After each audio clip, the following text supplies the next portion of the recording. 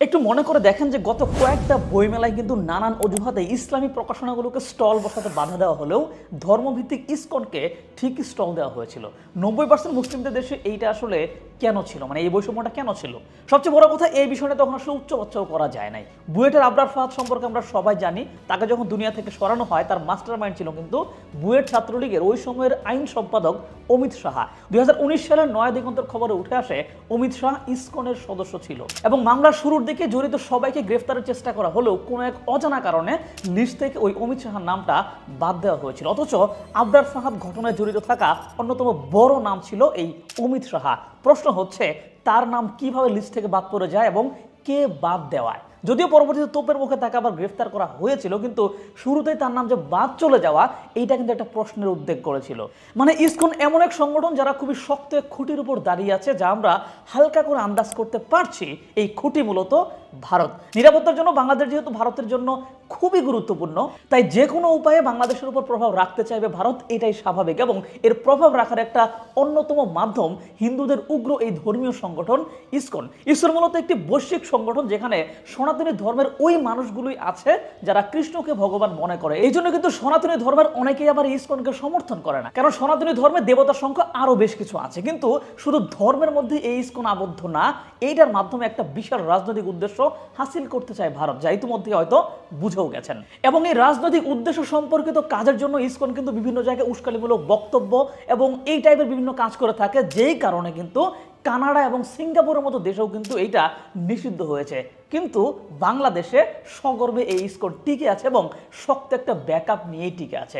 সর্বশেষ শেখ হাসিনা সরকারের পতনের পর এই ইসকনকে দিয়েও কিন্তু নানান ধরনের গেম খেলানোর চেষ্টা অব্যাহত আছে। নানান জায়গায় তাদের উস্কানিমূলক বক্তব্য, অকারণে হিন্দু সমাবেশের আয়োজন করে এবং সেখানে উস্কানিমূলক প্রচারণা তারা অব্যাহত রেখেছে। এসবের কারণে সাবেক ইসকন নেতা চিন্ময় দাসের নামে রাষ্ট্রদ্রোহী মামলা হলে পুলিশ তাকে গ্রেফতার করে, যেটাকে ইস্যু করে তার সমর্থকরা চট্টগ্রাম আদালত প্রাঙ্গণে এক ব্যাপক বিশৃঙ্খলা শুরু করে দেয় এবং হামলা চালিয়ে এক আইনজীবীকে নৃশংসভাবে দুনিয়া থেকে সরিয়ে দেয়। প্রথম আলোতে কিন্তু ঠিক এভাবেই ব্যাপারগুলো উঠে এসেছে। সেই সাথে চিন্ময় দাসের অনুসারীরা বিভিন্ন জায়গায় সরকারি বাহিনীর উপর কিন্তু হামলাও চালিয়েছে। তো ইসকন এবং ভারতীয় মিডিয়া কিভাবে আমাদের দেশের সরল সাধারণ চিন্তার হিন্দুদের নিয়ে ধর্মীয় গেম খেলছে এবং বাংলাদেশকে অস্থিতিশীল করতে চাইছে, তার আরো কিছু নমুনা চলুন একটু দেখে আসি। দেখেন, শেখ হাসিনা সরকারের পতনের পর থেকে বাংলাদেশকে নিয়ে যে প্রচারণাটা আন্তর্জাতিক অঙ্গনে সবচেয়ে বেশি করার চেষ্টা করা হয়েছে, তা হলো এখানে ব্যাপকভাবে হিন্দু নির্যাতন চলছে। ভারতীয় মিডিয়ায় বারবার তুলে ধরা হচ্ছে যে সংখ্যালঘুদের জন্য বাংলাদেশে একটা জাহান্নামে পরিণত হচ্ছে। হ্যাঁ, 5 তারিখের পর কিছুদিন দেশের নানান জায়গায় নানান রকম সংঘাতের ঘটনা ঘটেছে। রাজনৈতিক বিবেচনায় একটা ভালো সংখ্যক মানুষের বাড়িঘরে হামলাও হয়েছে, মেনে নিচ্ছি। কিন্তু এখন কি এসব হচ্ছে? এখনো কি দেশে হিন্দু নির্যাতন হচ্ছে? কই, দুর্গাপূজা গেল, কোনো অনাকাঙ্ক্ষিত ঘটনা তো ঘটলো না। তারপরেও জায়গায় জায়গায় এত সমাবেশ কেন? তারপরেও নানান জায়গায় হিন্দু নির্যাতনের খবর, এইটা কেন? এর বেশিরভাগই কিন্তু উদ্দেশ্য প্রণোদিত এবং রাজনৈতিক স্বার্থ হাসিলের জন্য করা হচ্ছে। আর এসব না বুঝে আমাদের হিন্দু ভাই বোনেরা রাস্তায় নেমে আসছেন, কথা বলছেন, আইন শৃঙ্খলা রক্ষা বাহিনীর সাথে ঝামেলা হচ্ছে, নতুন করে আবার ইস্যু তৈরি হচ্ছে। কিন্তু আপনারা এইটা বুঝতে পারছেন না যে আপনাদেরকে দাবার গুটি বানিয়ে খেলছে একটা মহল, আপনাদের ধর্মীয় আবেগকে ব্যবহার করছে তারা। দেখেন, আমি এসব ঢালাওভাবে বলছি না, অবশ্যই কিছু তথ্য প্রমাণ দেবো, একটু অপেক্ষা করেন। তো রংপুরের সনাতনী মঞ্চের পক্ষ থেকে একটা সমাবেশ আয়োজন করা হয়েছিল কিছুদিন আগেই। সেখানে হিন্দু ধর্মীয় নেতা এবং ইসকনের একজন সাবেক সংগঠক চিন্ময় দাস অভিযোগ করেছেন যে বাংলাদেশ থেকে হিন্দুদের দেশ ছাড়া করা হচ্ছে, হিন্দুদের চাকরি কেড়ে নেওয়া হচ্ছে। সেই সাথে ঢালাওভাবে নির্যাতনের অভিযোগ তো আছেই। শুধু এই অভিযোগ করলেও ঠিক ছিল, কিন্তু তিনি যে একজন সাম্প্রদায়িক দাঙ্গা বাঁধানোর উস্কানিদাতা, সেটাও ছাপ তার বক্তব্যে রেখে গিয়েছেন। তিনি হুমকি দিয়েছেন তাদের সাথে এমন অন্যায় হতে থাকলে তিনি দেশকে ইরাক সিরিয়ার মতো বানিয়ে ফেলবেন। মানে ইরাক সিরিয়ায় যেমন চলছে, তিনি তেমন গৃহযুদ্ধ বাঁধাবেন। একটু খেয়াল করে দেখেন যে যুদ্ধের দিকে যাওয়া মানেটা আসলে কি? একটা রাষ্ট্রের সরকারের বিপক্ষে একটা শক্তিশালী গোষ্ঠীর বিদ্রোহ, যুদ্ধ করা, যে গোষ্ঠীর উপর আবার বিদেশি সহায়তা থাকে। মানে ইসকন বা হিন্দু সম্প্রদায়ের নেতার সেই বিদেশি সহায়তার ব্যাপারে নিশ্চিত আইডিয়া আছে, যে কারণে তিনি যুদ্ধের ইঙ্গিত দিয়ে দিলেন। এবং এইটা প্রমাণিত হয়ে গেল যে চিন্ময় দাসকে যখন গ্রেফতার করা হয়, এই বিষয়ে কিন্তু ভারতের হস্তক্ষেপের আহ্বান জানানো হয়েছিল এদেশের হিন্দু সমাজের পক্ষ থেকে, এবং ভারত এইটা নিয়ে প্রতিবাদও জানিয়েছে। মানে অভ্যন্তরীণ একটা ইস্যুতে বিদেশি হস্তক্ষেপ, এইটা মোটেও কিন্তু কোনো ভালো লক্ষণ না। এখানে একটু ভালো করে অনুসন্ধান করলে কিছু গভীর ষড়যন্ত্র এবং আন্তর্জাতিক রাজনীতির সূত্র খুঁজে পাওয়া যাবে। তো চলুন এবার একটু দেখি যে ভারতীয় মিডিয়া এবং চিন্ময় দাস বাংলাদেশে হিন্দু নির্যাতন নিয়ে যেই ধরনের অভিযোগ তিনি করছেন, সেগুলো আসলে কতটা সিভিয়ার। মানে যে চাকরি কেড়ে নিচ্ছে, দেশ ছাড়া করছে ইত্যাদি। তো এখানে একটু খেয়াল করে দেখুন যে ভারতের একটা সংবাদ মাধ্যম দ্য ওয়াল একটা নিউজ করেছে যে ইউনূস সরকার হিন্দুদের চাকরি কেড়ে নিয়ে দেশ ছাড়া করার জন্য প্ল্যান করছে। আর ভেতরে পড়লে দেখতে পারবেন যে এইটা মূলত শৃঙ্খলা ভঙ্গের দায়ে যে 252 জন এসআইকে চাকরিচ্যুত করা হয়েছে সেটার খবর। এখানে 852 জন উত্তীর্ণ এসআইয়ের মধ্যে শেখ হাসিনা আমলে 804 জনকে প্রশিক্ষণে পাঠানো হয়। এই 804 জনের মধ্যে 252 জনকে চাকরিচ্যুত করা হয়েছে। অভিযোগ দেখানো হয়েছে যে শৃঙ্খলা ভঙ্গের জন্য, কিন্তু আসল কারণ এখানে রাজনৈতিক হতে পারে। কারণ আমরা জানি যে বিগত সরকারের আমলে পুলিশের এসআই নিয়োগে ব্যাপকভাবে রাজনৈতিক বিষয় বিবেচনা করা হতো। ছাত্রলীগের নেতাদেরকে এসআই হিসেবে নিয়োগ দেওয়া হতো। নানান নেতার সুপারিশের ব্যাপারটা এখানে একেবারে স্পষ্ট। 5ই আগস্ট সংসদ থেকে কিছু নথি পাওয়া গিয়েছিল যেখানে স্পষ্টভাবেই এসআই নিয়োগে নেতাদের সুপারিশের ব্যাপারটা কিন্তু উঠে আসে। তো এরকম অবৈধভাবে নিয়োগ পাওয়াদের চাকরি যাওয়া তো অস্বাভাবিক কিছু না। যদি সবাইকে বাদ দিত তাহলে বলা যেত যে হ্যাঁ, শেখ হাসিনা আমলে সবাইকে বাদ দেওয়া হয়ে গেছে। কিন্তু না, এখানে 804 জনের মধ্যে 252 জনকে বাদ দেওয়া হয়েছে। আর এই 252 জনের মধ্যে 91 জন আছে হিন্দু সম্প্রদায়ের। এই 91 জনের জন্য এই পুরো চাকরিচ্যুতির ঘটনাটা তারা বর্ণনা দিয়েছে যে হিন্দুদের চাকরি কেড়ে নেওয়া হলো। আরও অনেক হিন্দুর চাকরি কিন্তু বহাল আছে, সেটা নিয়ে কিছু বলা হয় নাই। আবার 91 জন হিন্দুর সাথে আরও 156 জন মুসলিম এসআইকেও যে চাকরিচ্যুত করা হলো, এগুলো নিয়েও কেন বলা হলো না? যদি এমন হতো যে যাদের চাকরি যাচ্ছে তারা সবাই হিন্দু, তাহলে অভিযোগটা মেনে নিতাম। কিন্তু তার সাথে তো মুসলিমরাও আছে, অন্য ধর্মেরও আছে, যেটা প্রমাণ করে যে এইটা ধর্মীয় কোনো ইস্যু না। বাট এইটাকে ধর্মীয় ইস্যু বানিয়ে প্রচার চালানো এবং সেটার জন্য দেশের ঝামেলা পাকানোর যে হুমকি দেওয়া, এইটা অবশ্যই ভিন্ন কোনো উদ্দেশ্যে পরিচালিত। এই একই রকমভাবে দেশের বিভিন্ন পদ থেকে নানান ধর্মের নানান জনকে সরিয়ে দেওয়া হয়েছে, কিন্তু ওখান থেকে খুঁজে খুঁজে কারা কারা হিন্দু তাদেরকে বের করা হয়েছে এবং অভিযোগ করা হচ্ছে যে হিন্দুদের চাকরিচ্যুত করা হচ্ছে।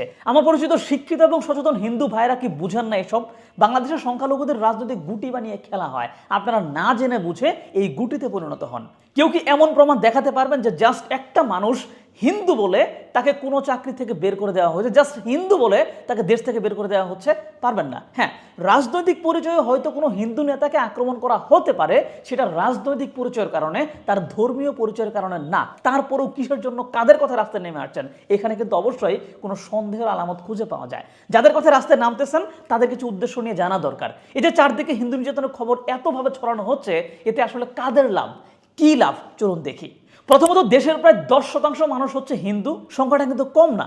এই সম্প্রদায়ের উপর নির্যাতনের খবর প্রচার করে ফসল ঘরে তুলবে রাজনৈতিক দল। দেখেন, রাজনৈতিক দলগুলো আপনাদের অবস্থার কোনো উন্নয়ন চায় না, তারা চায় আপনারা এমন ভালনারে বলি থাকুন, যাতে সময় মতো আপনাদের এই অবস্থাটার সুবিধা নেওয়া যায়। বর্তমানে একটা দলের নেতাকর্মীরা দেশের বাইরে পালিয়ে আছে, তারা নানানভাবে দেশকে অস্থিতিশীল করতে চাইছে এবং তারই অংশ হিসেবে হিন্দু সমাজকে উস্কে দিচ্ছে।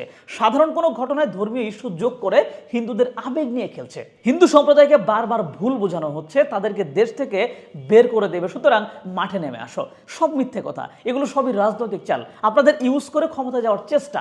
বৈশ্বিকভাবে এইটা প্রমাণ করার চেষ্টা যে দেশের সংখ্যালঘুরা ভালো নাই। একটু ভালো করে খুঁজে দেখেন, আপনারা যারা সচেতন আছেন, আপনাদের উপর কেউ কি আক্রমণ করেছে? আপনাদের সাথে কেউ কি অন্যায় করেছে? আমি আমার পরিচিত কাউকে আক্রান্ত হতে দেখি নাই। আমি আমার পরিচিত কাউকে শুধু হিন্দু হওয়ার কারণে নির্যাতনের শিকার হতে দেখিনি। তাই প্রপাগান্ডায় গা ভাসানো যাবে না। হ্যাঁ, 5ই আগস্টের পরবর্তী সময়ে বেশ কিছুদিন নানান জায়গায় আক্রমণ হয়েছে, সেখানে হিন্দুদের উপরও আক্রমণ হয়েছে, কিন্তু বর্তমানে কিন্তু এগুলো হচ্ছে না। দ্বিতীয়ত, পাশের দেশ ভারত নরেন্দ্র মোদী হিন্দুত্ববাদকে ইউজ করে রাজনীতি করে। তারা তাদের নিজেদের স্বার্থে, মানে ভারতের হিন্দুদেরকে বুঝাবে যে বাংলাদেশে হিন্দুরা ভালো নাই এবং এই হিন্দুদের তারা রক্ষা করবে। সুতরাং বাংলাদেশে তারা এমন কিছু করতে চাইবে যাতে প্রমাণিত হয় যে দেশে হিন্দুরা ভালো নাই। আপনারা যখন রাস্তায় নামবেন, সেই ছবি তারা ব্যবহার করে ক্যাপশন দেবে, নির্যাতনের বিপক্ষে হিন্দুরা মাঠে নেমেছে, মানে এখানে ব্যাপক নির্যাতন হচ্ছে, মানে ওই যে চাকরি যাওয়ার ঘটনাটার মতোই কিন্তু। তো এই বিষয়গুলো আমাদের একটু বুঝতে হবে। যেই মানুষটা দেশে গৃহযুদ্ধের হুমকি দেয়, অকারণে হিন্দুদেরকে নিয়ে সমাবেশ করে, ঝামেলায় উস্কানি দেয়, তাকে রাষ্ট্রদ্রোহিতার অপরাধে পুলিশ ধরতেই পারে। এখন ধরেছে, বিচার শেষে হয়তো তাকে আবার ছেড়ে দিবে, কিন্তু এই একজন ধর্মীয় নেতাকে গ্রেফতারের ব্যাপারটাই আপনারা মানতে পারলেন না, আদালত প্রাঙ্গণ একাকার করে ফেললেন। আর গত 15 বছর দেশের কত শত মুসলিম ধর্মীয় নেতাকে ধরা হয়েছে, জেলে রাখা হয়েছে, দেশে আসতে দেওয়া হয়নি, নির্যাতন করা হয়েছে, অথচ কেউ আপনাদের মতো এমন প্রতিবাদ করেনি, প্রতিবাদ করার সুযোগটাও পায়নি, ধৈর্য ধরেছে। আপনারা 8 দফা দাবি নিয়ে কয়েকদিনের মধ্যে অস্থির হয়ে মাঠ গরম করে ফেলতেছেন, অথচ মুসলিম হিসেবে হিজাব পরানের কথা শুনতে হয়েছে। দাঁড়িয়ে রাখার কারণে চাকরিস্থলে বৈষম্যের শিকার হতে হয়েছে। বিশ্ববিদ্যালয়ে মেয়েদের হলে হিন্দুরাও থাকে বলে সেখানে কখনো গরু জবাই কিংবা গরুর মাংস রান্না করতে দেওয়া হয়নি। নিজের বিশ্ববিদ্যালয়ে কোরআন তেলাওয়াত করা নিয়ে শুনতে হয়েছে নানান রকম কথাবার্তা। আমি হলফ করে বলতে পারি, হিন্দু হিসেবে রাষ্ট্রের জায়গা থেকে এরকম কোনো বৈষম্যের শিকার কেউ হয়নি। কেউ শুধু হিন্দু বলে কোথাও থেকে বাদও পড়েনি, ভবিষ্যতে পড়বে না। কিন্তু আমার বন্ধু মহলের অনেকেই জাস্ট মাদ্রাসা ব্যাকগ্রাউন্ডের ছিল বলে, দাড়ি টুপি ছিল বলে এবং ইসলামী লেবাস ছিল বলে অনেক বড় বড় চাকরি, এনএসআই কিংবা এই টাইপের বিভিন্ন চাকরি থেকে তাদের ভাইবা থেকে বাদ দেওয়া হয়েছে, ভেরিফিকেশন সময়ও কিন্তু বাদ দেওয়া হয়েছে। কিন্তু তারপরেও দেশের একটা ট্রানজিশনাল মোমেন্টে আপনারা মাঠে নেমে অস্থিতিশীলতা তৈরি করছেন। আপনাদের ধর্মীয় নেতা উস্কানিমূলক বক্তব্য দিচ্ছে, এসবের মাধ্যমে আপনাদেরকে দাবার গুটি বানানো হচ্ছে।